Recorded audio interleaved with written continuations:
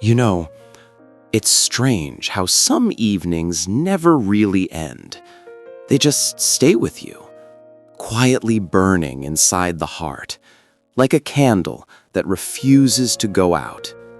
That sunset, the one we watched together, was one of those evenings. I didn't know it would be our last. Maybe if I had known, I would have held her hand a little longer, or said something, anything, instead of just sitting there in silence, watching the sky change colors. We used to sit on this wooden bench by the sea. Every Sunday, after tea, she'd bring a small blanket, and I'd bring the biscuits she loved, the kind with the lemon cream inside. The air always smelled of salt and pine. Seagulls cried in the distance, and the waves whispered against the rocks like old friends telling stories. She would close her eyes and let the wind play with her hair. "Doesn't it sound like the sea is breathing?" she once said. I smiled, because she always found poetry in things I never noticed. We met in 1968. She wore a blue dress with white dots. Her laughter filled every corner of that little bookstore where I used to work part-time. I was shy, painfully shy, but she wasn't. She looked right at me and said, "Do you believe that books can fall in love with readers?" I didn't know what to say, so I just smiled. And that smile, that awkward, terrified smile, somehow became the beginning of everything beautiful in my life. We built a life together. Not a perfect one, but a gentle one. A small house, a garden that smelled of lavender and spring, a cat named Oliver who ruled the couch, and hundreds of little moments that made the years feel soft. Time. It doesn't ask permission, does it? It just moves, quietly. One wrinkle, one gray hair at a time.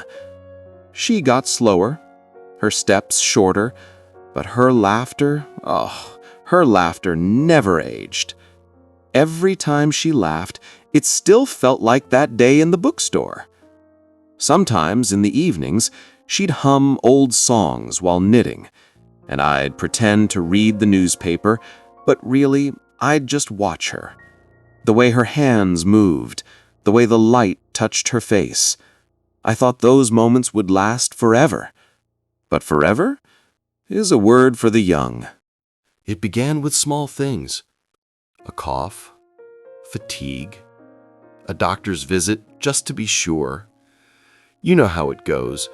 You tell yourself it's nothing serious, and then one day you find yourself sitting in a sterile white room, listening to words like late stage and we'll do our best.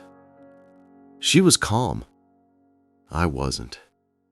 When the doctor left, I remember her saying quietly, "Well, I guess we'll have to make every sunset count." And she meant it. She really did.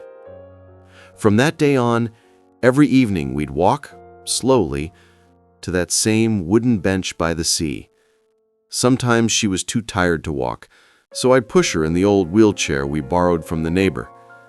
We didn't talk much anymore. Words felt too small. Instead, we just watched. The sky, the light, the slow, golden fade of another day we were lucky to have. And every time, just before the sun disappeared, she'd whisper, "Promise me you'll keep watching the sunsets, even after I'm gone." I used to laugh. "Gone where?" I'd say. But her eyes, they knew something my heart didn't want to know. That evening, the last one, was different. The sea was calmer, the air colder, and yet the light, the light was softer than ever. She held my hand, tightly, as if her fingers were remembering mine. We sat there, saying nothing. The horizon turned from gold to pink to violet, and for a moment, the whole world felt still.